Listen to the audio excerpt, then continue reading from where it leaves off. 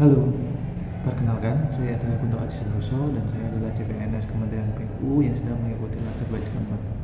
Di video kali ini saya akan menjelaskan mengenai peran saya sebagai Smart ASN di lingkungan unit kerja saya.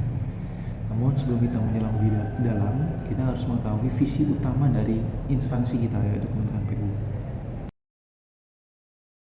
Visinya adalah terwujudnya pembangunan infrastruktur yang andal dan berkelanjutan untuk Indonesia maju menuju Indonesia Emas tahun 2045. Dan di sini di dalam Kementerian PU saya bekerja di unit kerja Sekretariat Direktorat Jenderal Sumber Daya Air, khususnya di bagian hukum dan komunikasi publik, yang mana strukturnya adalah seperti ini. Nah, Sekretariat Direktorat Jenderal SDA dan juga bagian hukum komunikasi publik ini punya tugas dan fungsi, yaitu memberikan pelayanan dukungan teknis dan administratif, terutama di bagian hukum dan komunikasi eksternal kepada seluruh unit yang ada di sumber daya air. Peran dan tugas saya di dalam unit kerja tersebut adalah memberikan pelayanan berupa permohonan informasi dan pengaduan laporan yang kami terima dari masyarakat itu harus kami respon. Kemudian respon tersebut biasanya memakai data. Nah, data tersebut harus kami koordinasikan dengan direktorat atau unit pelaksana teknis terkait. Kemudian kami juga harus mengelola terhadap masyarakat yang tidak puas dengan respon yang kami berikan, sehingga harus menempuh jalur hukum berupa sengketa informasi publik. Selain itu, kami juga harus menerbitkan dokumen-dokumen dan informasi yang bersifat terbuka melalui website Kementerian PU. Nah, layanan-layanan yang saya berikan tersebut mempunyai standar pelayanan, yaitu kami harus responsif dalam menjawab laporan, pengaduan, dan permohonan informasi tersebut. Bahkan sudah ada SOP-nya, kami harus menjawab dalam kurun waktu maksimal 60 hari kerja. Nah, lalu apa kontribusinya tugas-tugas ini terhadap visi utama Kementerian PU? Nah, pelayanan informasi publik itu memberikan akuntabilitas dan transparansi akan kegiatan-kegiatan, kebijakan, dan program yang dilaksanakan oleh Kementerian PU kepada masyarakat, sehingga program dan kegiatan yang dilakukan oleh Kementerian PU itu lebih inklusif dan juga partisipatif.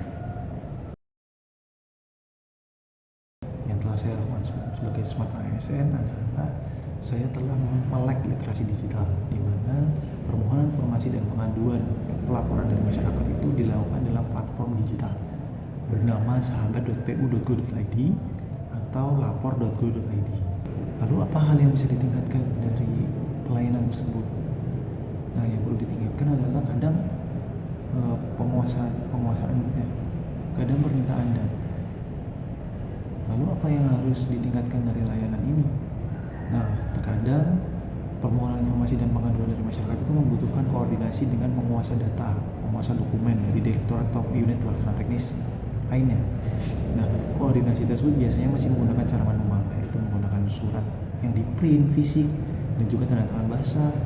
Kemudian harus diantarkan ke lantai direktorat terkait, atau mungkin harus melalui mulut ke mulut, mendatangi langsung, ataupun bisa via WhatsApp atau WA.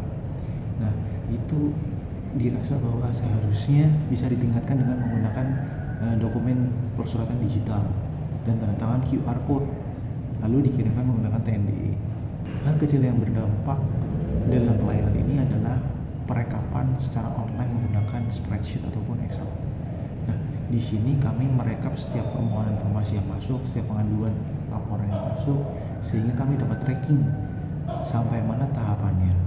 Bahkan kami juga bisa memperkirakan countdown atau sisa rentang waktu yang masih ada untuk kami memproses pelaporan ini.